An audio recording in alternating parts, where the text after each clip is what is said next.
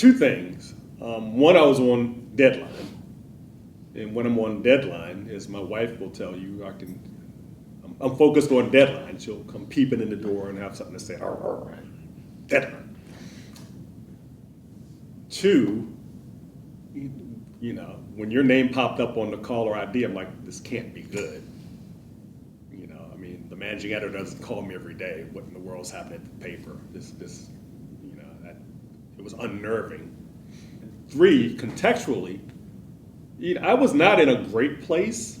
I was kind of down in the dumps because at Virginia Press Association Awards, this paper performed historically well, amazingly well. And just about everyone on the staff, it seemed, walked away with something, and I got zilch. Well, I'd been nominated for the Pulitzer. I was aware of that. And I was like, I can't scratch at VPA. I'm not going to even think about the Pulitzer. That's a joke.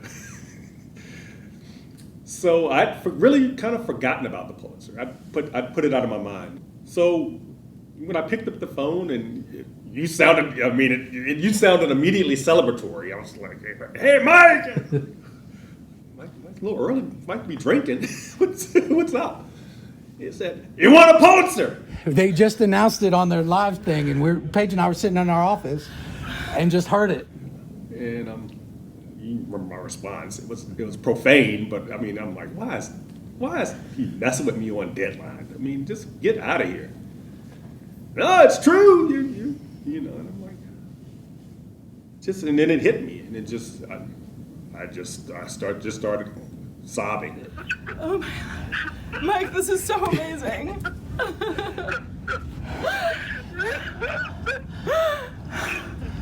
You just won, bro.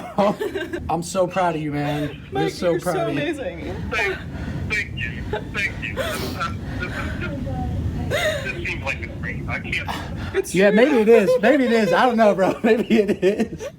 And then I walked into where my wife, Robin, was. And because, she could hear the conversation, but she didn't know what was going on. And I walked in, and I had like a shocked look on my face. And her first impulse is always, what's wrong? So she looks and, what's wrong? I said, I won a Pulitzer. Won the Pulitzer Prize. And she lets out a scream. That was a whirlwind day. I'll look back, and that will be like one of the, when you're filing away, best days of my life, that will be one of them. It was crazy. I'm working remotely, so of course I'm in gym shorts and a t-shirt, and you're like, come on down, and I'm like, okay, so I got to get ready to come on down and make some phone calls to let some people know, like Mom and a couple other friends, and then the media starts blowing up my phone and my email, and the text messages, the phone is just blowing up, and it's pouring down rain, and I'm trying to do an interview with AP while navigating a torrential downpour. And I pull in, and you and Paige are in the garage, as I recall. And we come up in the newsroom, and I'm immediately handed a glass of champagne, and that's pretty much all I remember.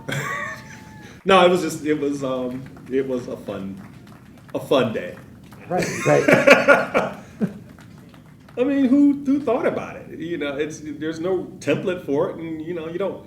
And I'm gonna write like an instruction guide for Pulitzer winners after this, because there are immediate demands on your time and for your time.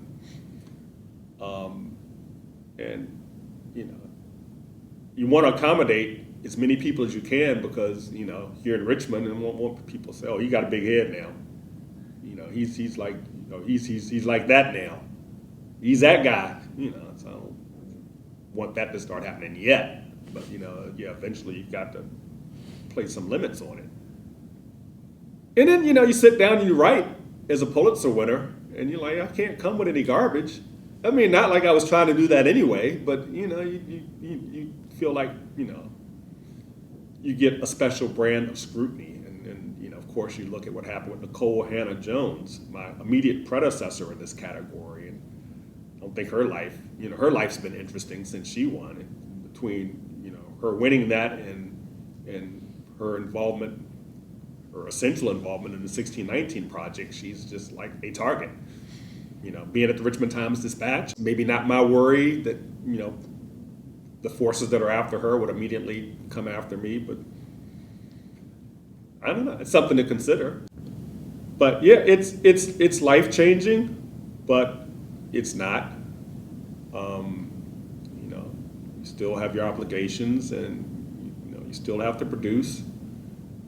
And you know, at this stage of my career, which is certainly much closer to the end than the beginning, it's just a nice way. It's like it's an enormous honor, but it's like that, you know, whipped cream and a cherry on top. I mean, why journalism? I mean, I go into journalism and I spend my career at the same newspaper, you know, up to this point, 40 years almost, and that's not going to happen again in the future. I mean, that's just not how it's going to go for most people going into the business. And my career in most ways has exceeded my dreams. I mean, I got a Neiman Fellowship, which, you know, next to a Pulitzer is about the best thing that can happen to you in journalism. You get to spend a year in fellowship with amazing fellow journalists at places like Harvard, in my case, or Stanford, or University of Michigan, and it's awesome. And you know, so I've been very lucky, very fortunate. So certainly no regrets about why journalism.